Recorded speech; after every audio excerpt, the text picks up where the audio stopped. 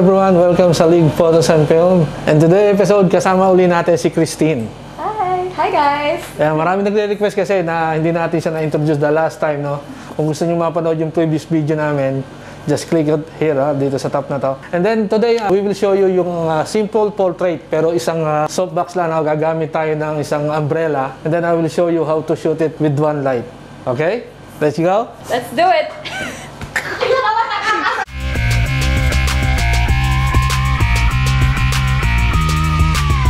Okay, tetes natin to. Meron tayo ditong 105 cm softbox. Ang gamit natin ngayon guys, 2875 Tamron lens, okay? f5.6 and 125 ISO tayo, and yung ating shutter speed 1 of the 200. We're shooting with 16 power ng ating Godox. Okay, we will try to do this. Of course, meron tayo yung tether dito, no, para kita niya yung kung ano yung itsura niya doon. Pinakikita natin. Okay. Hawak mo yung nibo dito. Ayan. Isa lang dyan. Okay, because towards here. Ayan, para naka-ano, and then, ayan.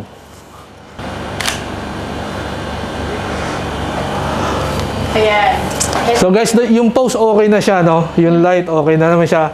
Ang problema natin dito, yung kanyang shadow, no? Kailangan maano natin yung shadow niya. So, kailangan natin ng isang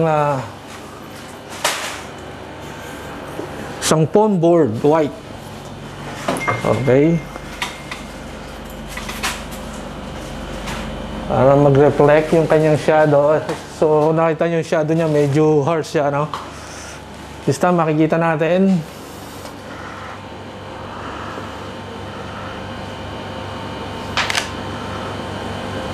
Ayan, napapikit lang. Okay. Dito, main mo dito, okay? Tuwid mo isang, fit mo, yan. Nice one. Nice.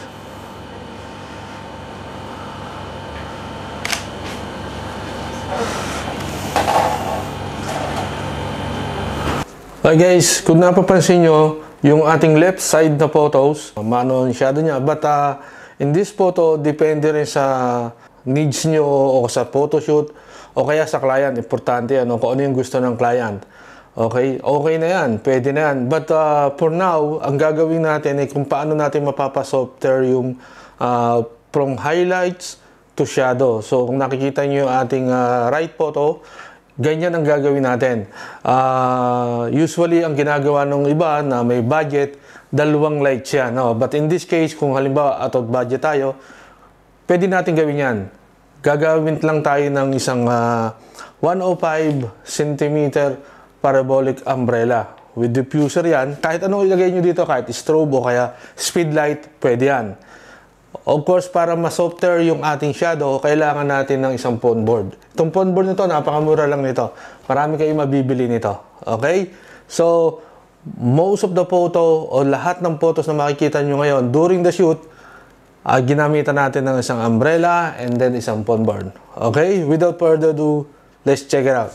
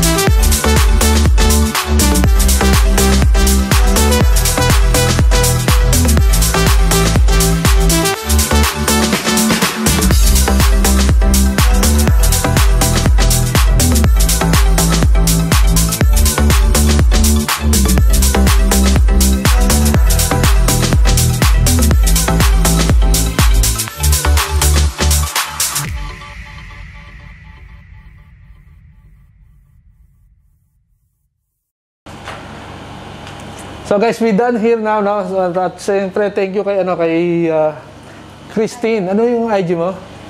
You can follow me at Christine. Okay guys, see you in the next one. Bye, guys. Alright guys, I hope you enjoyed the video, and of course, first of all, maraming salamat kay Christine na model natin ngayon. You can follow her Instagram. Nandyan yan sa ating description. Of course, sa Team Quago, sa members ko pa rin hanggang ngayon, maraming po salamat. At kung hindi ka pa nakapag-subscribe, sana you consider it subscribe dito sa ating channel. Dito po sa League Photos and Film, dahil dito, hindi ka mag-iisa. Bye-bye!